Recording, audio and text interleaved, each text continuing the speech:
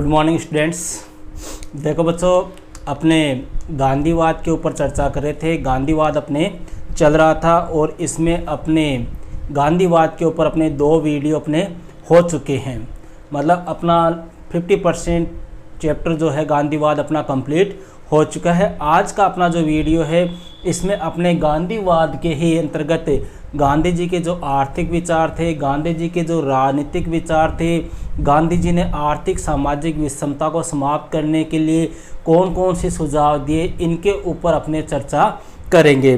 तो देखो, सबसे पहले तो बात करते हैं अपने गांधी जी के आर्थिक विचार। सबसे पहला पॉइंट आता है गांधी जी के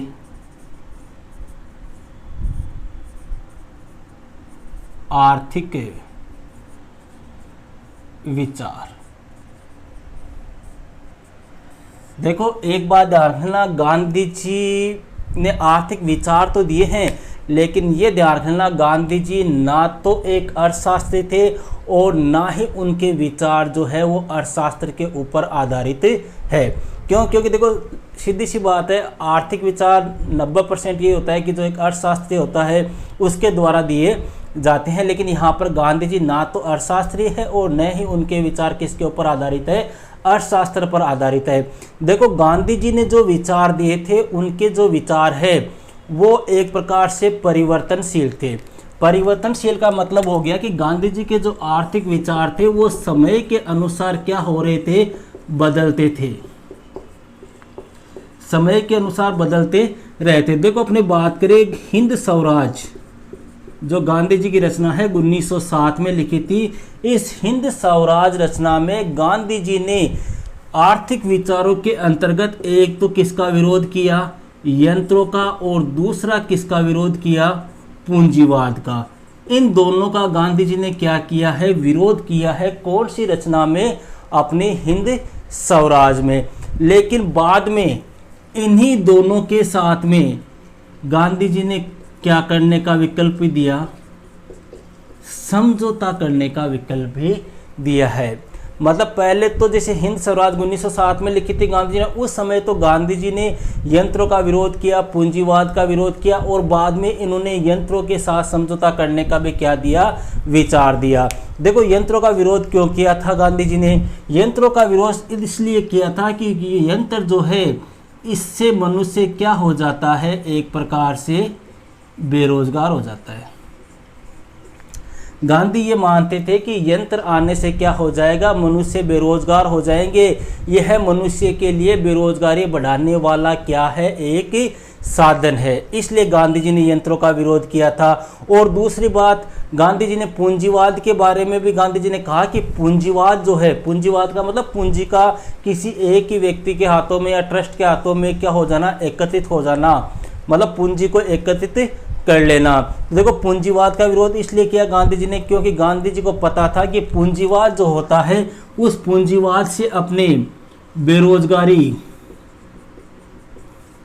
गरीबी, शोषण, साम्राज्यवाद जैसी जो अपनी बीमारियां हैं या जैसी ये लक्षण जो है, ये कौन बढ़ाता है, पूंजीवाद बढ़ाता है। कहने का मतलब है कि पूंजीवाद के बारे में गांधी जी ने कहा कि पूंजीवाद जो है वो बेरोजगारी को बढ़ावा देता है, फिर पूंजीवाद शोषण को बढ़ावा देता है। अमीर व्यक्तियों के द्वारा या पूंजीपतियों के द्वारा किनका शोषण किया जाता है, गरीबों का शोषण किया जाता है। साथ ही साथ ये साम्राज्यवाद को बढ़ावा देता है और इससे देश में आर्थिक असमानता की स्थिति पैदा होती है। इसलिए गांधी जी ने पूंजीवाद का भी क्या किया, विरोध किया। तो ये थे अपने कौन से, गांधी जी के आर्थिक विचार। 2 पॉइंट है मेन। गांधी जी ने यंत्रों का विरोध किया और दूसरा किसका विरोध किया था, पूंजीवाद का विरोध किया। अब अगला पॉइंट अपने आता है, वो है कि गांधी जी ने आर्थिक सामाजिक विषमताओं को दूर करने के लिए कौन कौन से उपाय बताए।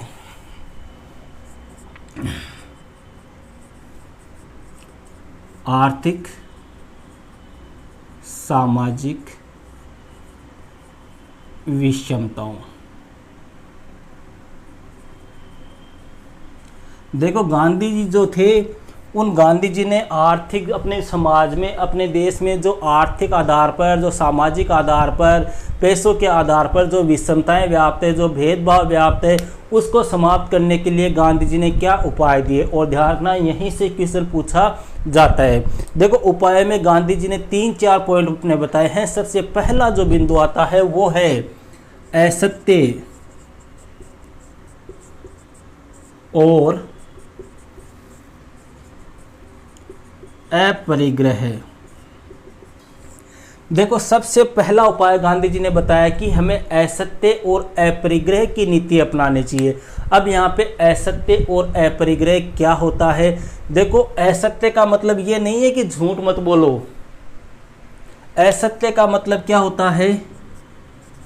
चोरी न करना। असत्य का शाब्दिक अर्थ क्या है?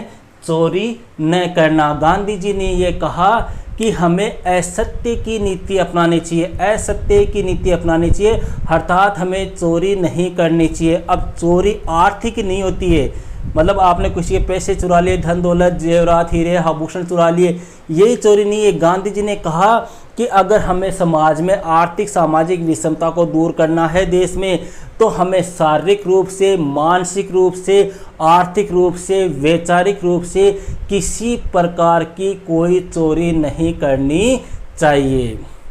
मतलब ये नहीं है कि हम किसी दूसरे व्यक्ति के विचारों को चुरा रहे हैं, दूसरे व्यक्ति के पैसों को चुरा रहे हैं, किसी दूसरे व्यक्ति के शारीरिक शक्ति का हम नुकसान कर रहे हैं। इस प्रकार के क्या नहीं होना चाहिए, इस प्रकार का अपनी चोरी नहीं करनी चाहिए। ये किसने कहा था? गांधी जी ने कहा था। यहाँ पे देखो कई बार सीधा अर्थ पूछ लेते हैं कि असत्य का शाब्दिक अर्थ क्या है, तो चोरी न करना। और गांधी जी के अनुसार असत्य का शाब्दिक अर्थ है शारीरिक, मानसिक, मनोवैज्ञानिक, आर्थिक, वैचारिक किसी भी आधार पर किसी भी व्यक्ति को कोई नुकसान न पहुंचाना, उसकी चोरी न करना, वही क्या है? असत्य। दूसरा आता है अपरिग्रह।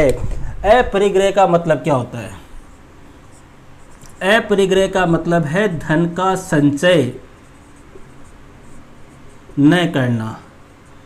धन का संचय का मतलब हो गया, गांधी जी ने ये कहा कि भारत में रहने वाले सभी व्यक्ति अपनी आवश्यकताओं के अनुसार धन अपने पास में रखे, अतिरिक्त धन जो है उसका क्या कर दे? आप वितरण कर दे। अर्थात आप आवश्यकता से अधिक धन जो है वो अपने पास में ना रखे, धन का संचय ना करे, धन को इकट्ठा ना करे। अगर धन का संचय करेंगे, धन का इकट्ठा करेंगे, तो अपने देश में आर्थिक व सामाजिक विषमता कायम होगी। इसलिए इस आर्थिक व सामाजिक विषमता को दूर करने के लिए गांधी जी ने कौन सा सिद्धांत दिया?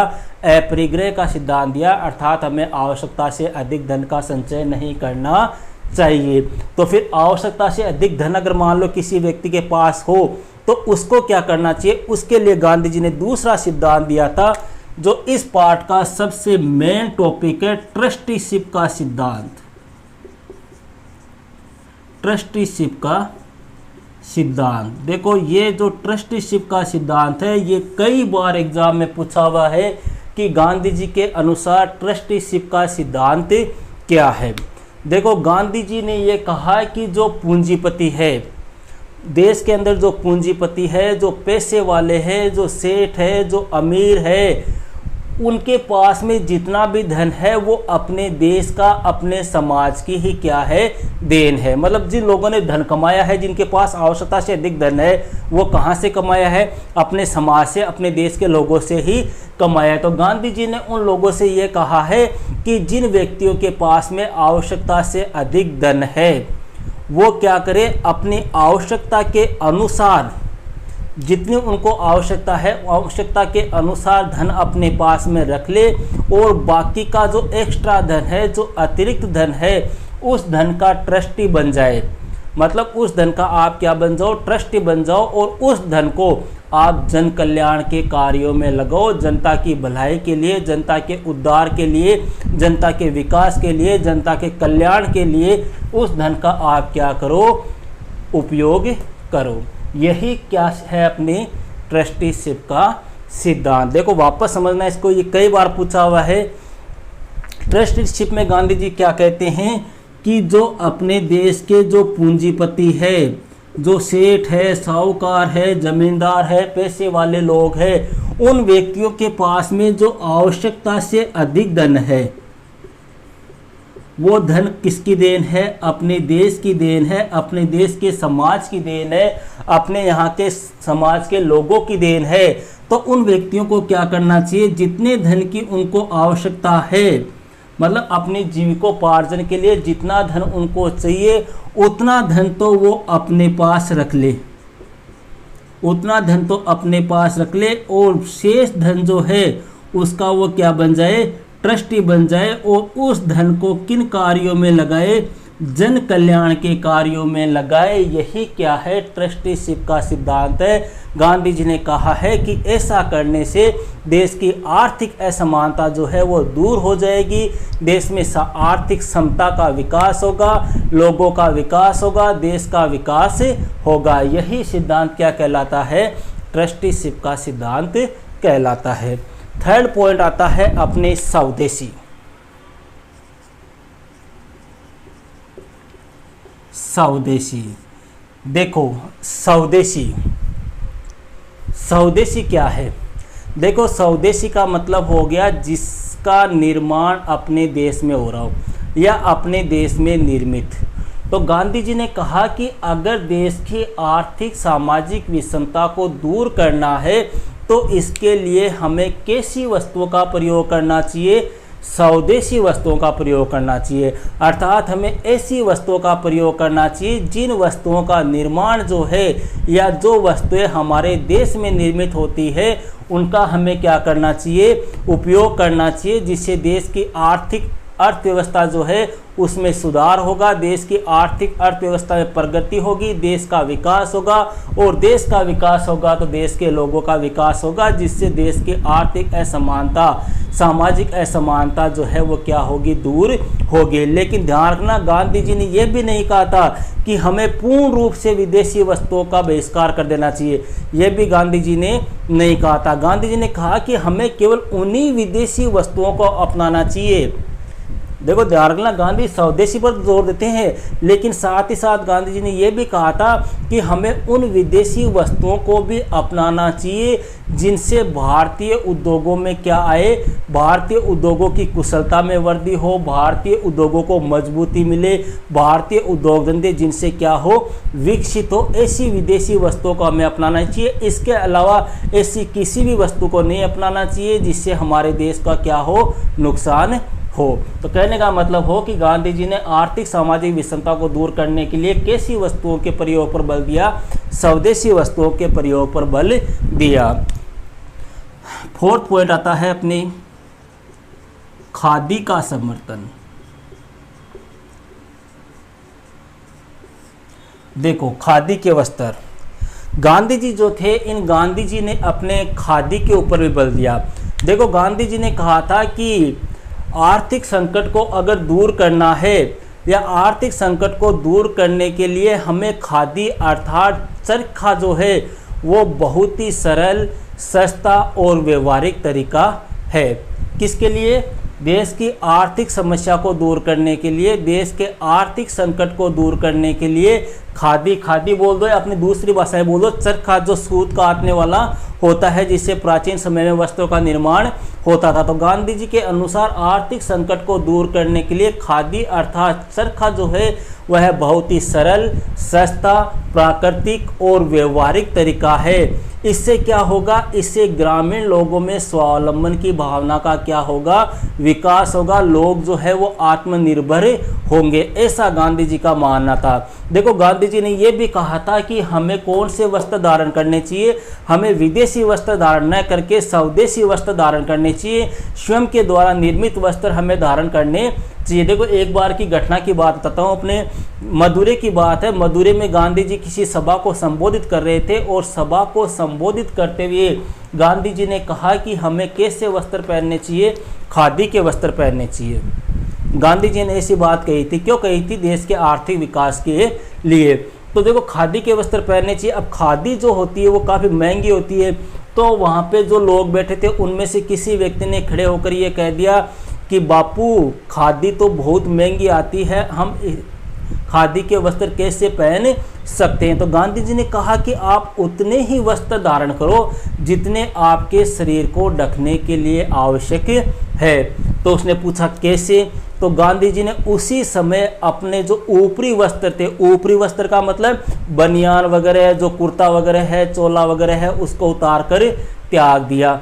कहा कि अपने शरीर के जो आंतरिक अंग है उनको ढकने के लिए अपने को जितने वस्त्र की आवश्यकता है हमें उतने ही वस्त्र पहनने चाहिए। और गांधी जी ने ओनली अपने शरीर पर क्या रखी, एक धोती रखी, लंगोट या धोती जिसको अपने बोलते हैं, वो अपने शरीर पर रखी और ऊपर का हिस्सा जो है वो गांधी जी ने कपड़ों से हटा दिया। ऊपर जो कपड़े पहने थे गांधी जी ने हटा दिए और अपनी धोती को बांधकर जो शेष हिस्सा है धोती का उसको अपने इस प्रकार से बाजू पर डाल लिया। गांधी जी ने कहा कि इस प्रकार से हमें वस्त्र पहनने चाहिए और तब से लेकर मरते समय तक गांधी जी ने धोती के अलावा अन्य किसी भी प्रकार के वस्त्र नहीं पहने थे।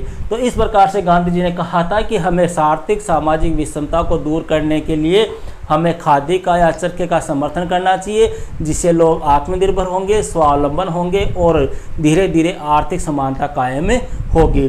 तो ये थे अपने गांधी जी के अनुसार आर्थिक सामाजिक विषमता को दूर करने के उपाय। अब अपने अगला पॉइंट इसमें देखते हैं, गांधी जी के राजनीतिक विचार।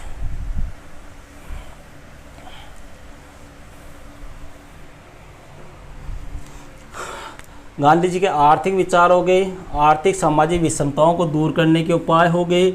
अब आता है गांधी जी के राजनीतिक विचार। देखो राजनीतिक विचार क्या है। देखो एक बात ध्यान रखना, गांधी जी जो है उन्होंने कभी भी अहिंसक समाज की रूपरेखा स्पष्ट रूप से प्रस्तुत नहीं की थी। कैसे समाज की? देखो गांधी जी किसके पुजारी थे? अहिंसा के पुजारी थे। उन्होंने कहा कि हमें अहिंसा का रास्ता अपनाना चाहिए, हमें हिंसा नहीं करनी चाहिए। लेकिन गांधी जी ने कभी भी अहिंसक समाज की रूपरेखा प्रस्तुत नहीं की। अहिंसक समाज की रूपरेखा कभी भी प्रस्तुत नहीं की। गांधी ने कभी भी ये नहीं कहा कि राज्य जो है या अपना समाज जो है उसकी रूपरेखा कैसी होनी चाहिए। लेकिन गांधी जी की जो पुस्तक है हिंद स्वराज, देखो बार बार इस पुस्तक का नाम आता है, अपने काफ़ी मोस्ट फेमस पुस्तक है ये, ध्यान रखना है इसको। लेकिन गांधी जी की जो पुस्तक है हिंद स्वराज, उस हिंद स्वराज में गांधी जी ने कैसे समाज की स्थापना पर बल दिया है? गांधी जी ने एक आदर्श समाज की स्थापना के ऊपर क्या दिया है? बल दिया है। गांधी जी ने आदर्श समाज की स्थापना पर बल देने के साथ साथ ही गांधी जी ने राजनीति के आध्यात्मिकरण पर भी क्या दिया? जोर दिया। राजनीति के आध्यात्मिकरण। गांधी जी ने ये कहा कि राजनीति का भी क्या होना चाहिए? आध्यात्मिकरण किया जाना चाहिए। देखो गांधी जी ने अपने आदर्श शासन व्यवस्था में राज्य के हिंसक और बल पर आधारित किसी भी रूप को स्वीकार करने से क्या कर दिया? मना कर दिया। मतलब गांधी जी ने आदर्श शासन या आदर्श समाज की रूपरेखा तो प्रस्तुत कर दी, लेकिन गांधी जी ने इसमें यह भी कहा कि जो राज्य है वो कैसा नहीं होना चाहिए? बल पर आधारित नहीं होना चाहिए। किस पे आधारित नहीं होना चाहिए? हिंसा पर आधारित नहीं होना चाहिए। गांधी जी जो थे उन्होंने गांधी जी ने सीमित राज्य की रूपरेखा प्रस्तुत की। सीमित राज्य की रूपरेखा प्रस्तुत की या सीमित राज्य की स्थापना पर क्या दिया? बल दिया। देखो राजनीतिक विचारों की बात कर रहे हैं, वापस देख लेना एक बार। गांधी जी जो थे वो किसके पुजारी थे? अहिंसा के पुजारी थे। लेकिन कभी भी गांधी जी ने अहिंसक रूप समाज की रूपरेखा स्पष्ट रूप से प्रस्तुत नहीं की। लेकिन हिंद स्वराज जो रचना है उस रचना में गांधी जी ने आदर्श समाज की स्थापना पर बल दिया और इसके अंतर्गत गांधी जी ने कहा कि जो राजनीति है उसका क्या होना चाहिए? आध्यात्मिकरण होना चाहिए। और गांधी जी ने अपने आदर्श शासन व्यवस्था में राज्य के हिंसक और बल पर आधारित स्वरूप को क्या कर दिया?